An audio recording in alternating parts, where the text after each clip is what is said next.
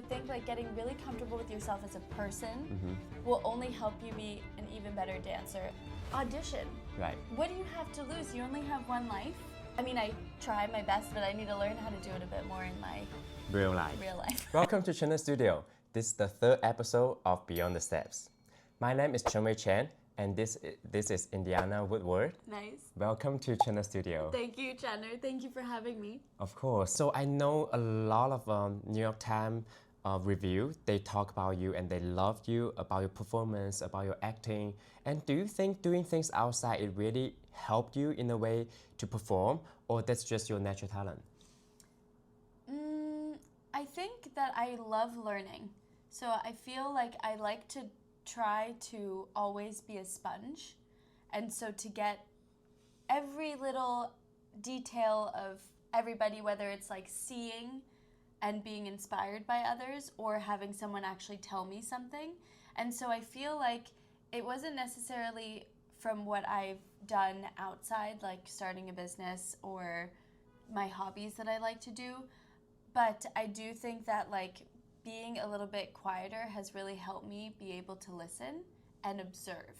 And I think that has been what has helped my career and my artistry so much, because I really have learned so much from so many amazing artists. But I also feel like... So by listening? By listening, being very patient, and always trying things, always trying new things, and not being afraid to try and fail, I think is something that I've really learned to love in my career. I wanted to talk and ask you about you having a whole completely organization outside of New York City Ballet, and what inspired you to do that? Good question. Okay, so my business is Grace Informed Studio, and I created this company with Saskia Gregson-Williams, one of my best friends of all time. We created this company together, Grace Informed Studios, to basically help others. And that's my whole wish and intention of like everything I've learned in my career, I want to pass it on to people a little earlier than when I found out about it. What do you mean a little bit earlier? Well, I'm so grateful for the journey that I have gone on, like all the difficulties that I've had to learn how to dance and be who I am today. But it would have been really nice also to learn these things a little bit earlier, like exercises or meditation or therapy or lymphatic drainage when I was younger, and having a lot of problems with my body, like injuries and things like that. I feel like it would have helped a lot more when I was younger. And what are you gonna do if once you retire from dancing? Are you hoping to get into acting, Broadway, Hollywood? I think honestly where the wind takes me. I kind of like to just be an open book and like have where doors open, I try to go in just to experience new things, because I love new teachings, experiences. But honestly, I would really, really love to do something in nature. In nature? Yeah, that's kind of like where my heart is. I mean, I went to Australia for this past 3 weeks, and I was totally in nature and in a rainforest, and I met koalas and wallabies and snakes and crocodiles and sharks and turtles, and just like leaves and the air and birds, and it just for me really recharges my whole battery and also helps me be an even kinder and happier person when I come back into the city where it's a little bit more concrete. During the day, you can really take a minute or two to tune in, to align with yourself, with your mind and body and physically, mentally. And I also really like that about ballet, because like Chen and I just did Nut Paw rehearsal, Nutcracker Pas de Deux, Balanchine's Nutcracker rehearsal, and we just honed into that. And so we were so present for that hour because ballet is so present. Yeah. And that's like one of the things that I just love about it, is that you have to be in there focused 100%, and just naturally your mind doesn't go into anything else but what exactly you're doing. For people who don't know about the Nutcracker, the Nutcracker is one of the most popular holiday full-length ballet that you could see in America. Yeah. Apparently in Europe, they do occasionally, not every year. I know, I heard with Paris Opera. Yeah. And also same thing with Royal Ballet. Oh, really? They do Cinderella last year, not Nutcracker. And so a lot of people, they're like, how are you feeling with doing Nutcracker now? Are you sick of it? To me, not, because the music is beautiful, and also when you dance with different partner, and every year you are in different state of mind. Yeah. It really helps you to recognize how time fly by. Totally. So yeah, Nutcracker is something that we are doing now, and I realized that this is the season that we are actually quite easy on our body. Yes. Although it we are totally doing, is. yeah, it's a full length. We are doing a grand pas de deux with a coda. You have a variation, the guys don't. So it's really easy for us to really focus on that 1 hour, Yeah. and it's very joyful So when joyful. you're able to like communicate with your partner. Yeah. And tune in what you want, what you need, and challenge yourself with different steps. Total pleasure. Question for you now: when I joined the company, you wasn't a principal yet. I see you got promoted, and what's the difference between when you were not principal and after you getting principal? Like, is there a mental shift of how you see dance? Yes, definitely. I think when I was a soloist, and actually as a core member, I had the same feeling as when I was a soloist, and then soloist to principal, it was the same feeling. So this feeling that it was that I felt like I really needed to get to soloist when I was in the core, or I really needed to get to principal when I was a soloist. And I felt like I was really hungry for it, and I really wanted to just do so well, and I was so hard on myself because I just wanted to be a really, really good dancer and prove to myself that I could do it, and prove to my family and to the people around me that I could do it as well. But every time I got to that place as a core member and as a soloist, I really got to a place right at the end, right before I got promoted, where I realized I don't really want to be doing it for anybody else, because I only have one life and I really want to enjoy what I'm doing. And so it kind of took the pressure off, because I realized, what's going to happen is going to happen. In my mind, that's how I felt. And I'm going to just dance for me, because I really love dancing. And that's like the bottom line, is that I love dancing. I was lucky enough to get promoted to principal. Again, worked really, really hard, especially during the pandemic. Right. Because Oh my God. I became Can I a imagine? principal right after the pandemic. Yeah. And I really think it's because I honed into I went back to the basics of ballet, and because we didn't have room to do anything else. And I really just found just such a love for bar, just like the bar, which I know a lot of people don't really like that much. I know. But I just fell in love with it, because I've always loved it, but I fell in love with it, went back to the basics, slowed down a little bit, and it really helped me in my career actually change my technique to be even sharper, more dynamic, because I had developed better skills in the baby ballet steps. Also, for dancers who have personality, for dancers always stood out of line, kick higher, turn more, Yeah. they are struggling of, I don't want to be the same of everyone else. Yeah. And they are stuck in the core. What's your advice for them? It's definitely a hard thing, but I think never losing yourself is the most important thing. Still having a personality. You can still dance exactly as you are, but be in a line. I still had so much love and joy for dance, and my musicality of going right into the music still, even behind somebody, and I still loved it. And so I think always remembering, I recently just said this quote by Oscar Wilde, be yourself because everyone else is already taken. So really being yourself. But stay in line. But stay in line. So I think getting really comfortable with yourself as a person will only help you be an even better dancer and becoming even more you as a dancer. And then if you're really feeling stuck, be brave. Go somewhere else. Right. I just interviewed Maria Kochikova, and she was so interesting because she always was brave and thought outside the box and said, you know what, I'm not feeling very happy here, so I'm going to audition somewhere else. I mean, she was very lucky. She was a principal, so she was able to just move. But I know a lot of dancers that are younger, and just joining companies that after 2, 3 years, 4 years, 5 years, they're not feeling very happy and they're feeling stuck. Yeah. Audition. Right. What do you have to lose? You only have one life, and take a chance, because then if you don't take the chance, I think you'll regret it more. Be brave.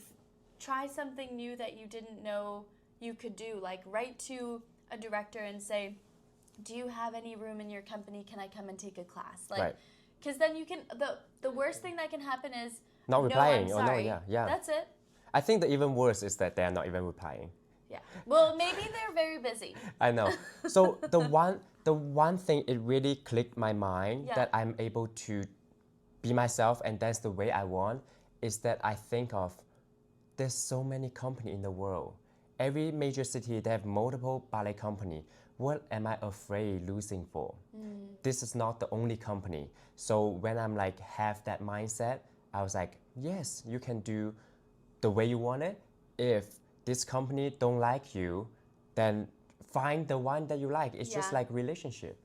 It totally is. I mean, I definitely, personally, when I was little, only had a vision for Paris Opera, Royal Ballet, American Ballet Theatre, Bolshoi, and Kirov.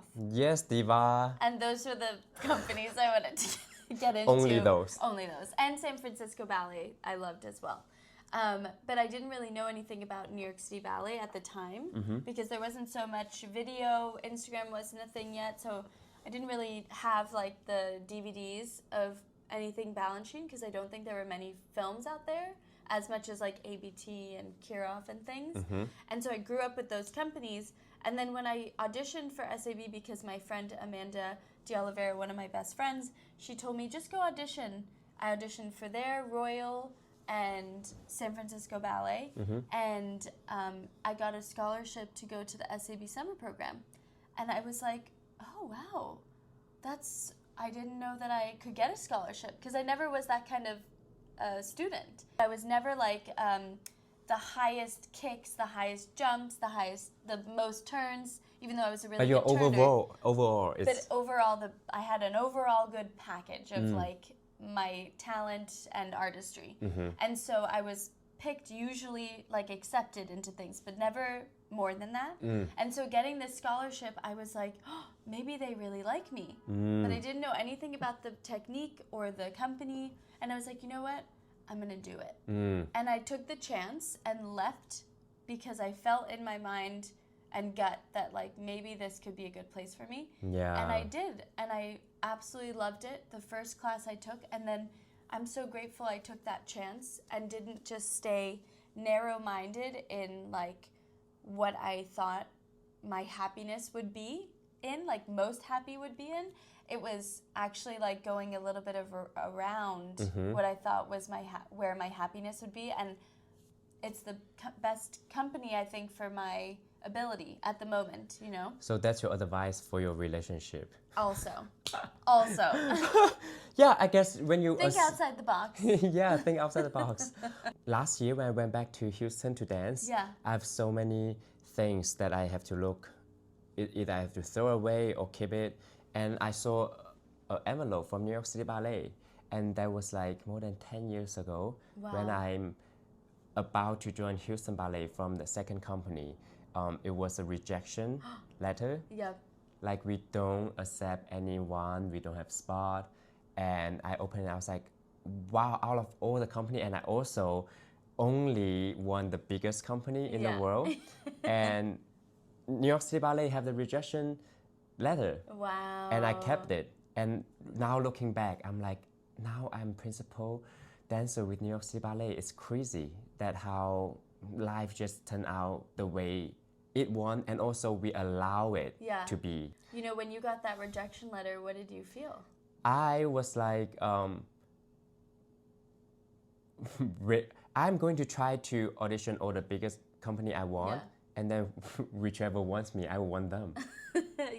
And then also, before I auditioned New York City Ballet, I actually was afraid because getting rejected so many times.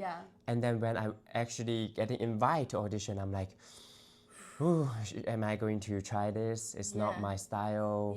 I grew up with Vagonova and now Balanchine, I've never done it. and Balanchine has already passed away. Can he, like me? Yeah.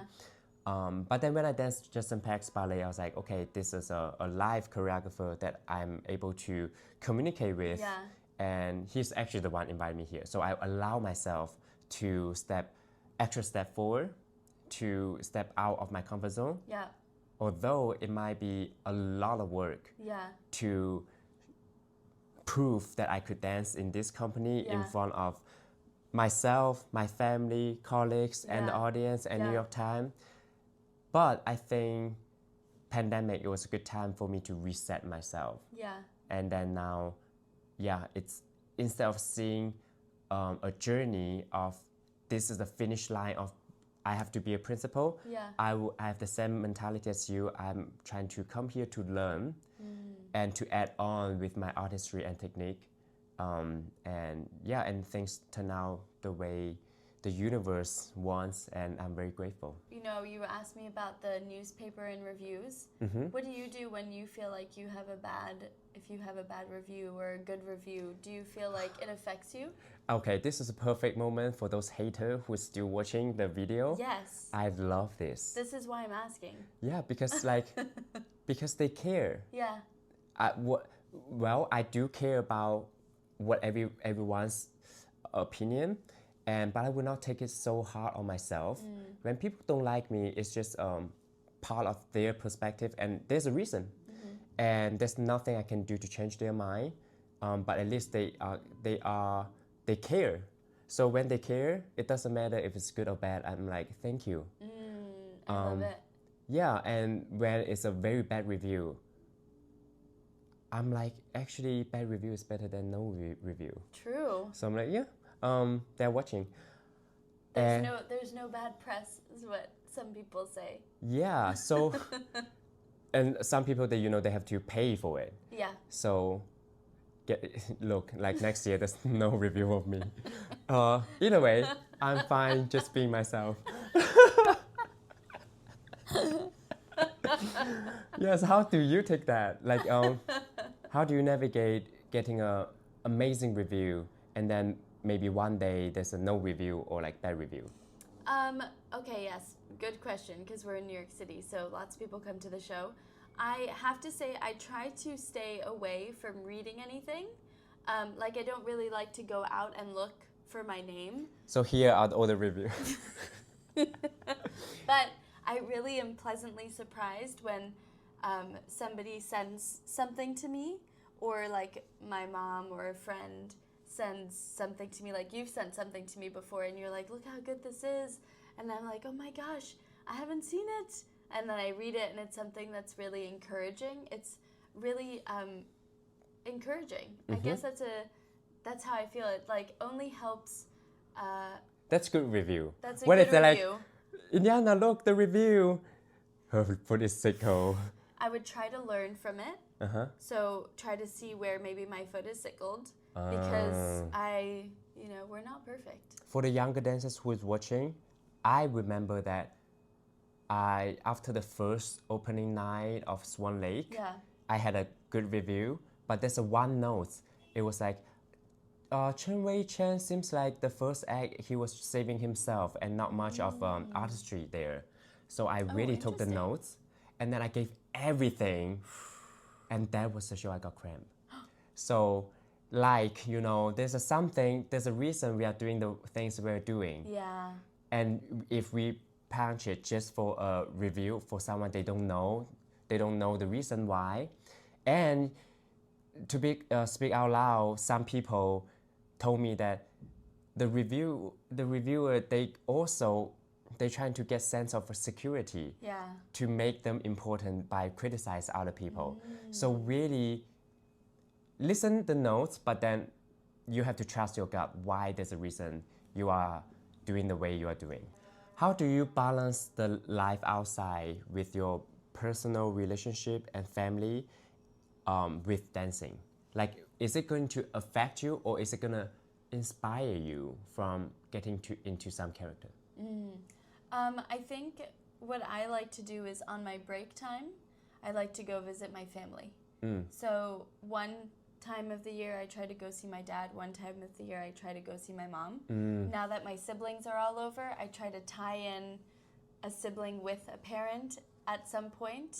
But yeah, it's very difficult to balance that because my family is all over the world. Right. And so it takes a journey to see them. And so how I balance it is that I really try to set aside some time for phone calls and FaceTime. And when I'm feeling really, really down or like a little bit overwhelmed, I usually call my family. And it really helps me just remember that this is also a job. Right. And life isn't only about dance as well, which it's not. And just gives a little perspective, Right, you know, right. to like ground you again. Yeah. And also know that you have people that love you no matter what. So if you fall on your face and you get a bad review, I'm still going to be loved. Yes, yes. You know? Yeah, and dance is a huge part of our life, but not the only part. It's not the only part. Thank you so much, Indiana, for coming to Channel Studio. Please subscribe, like, and comment if you have any questions. We will see Indiana in grade 4. Yep. See you next time.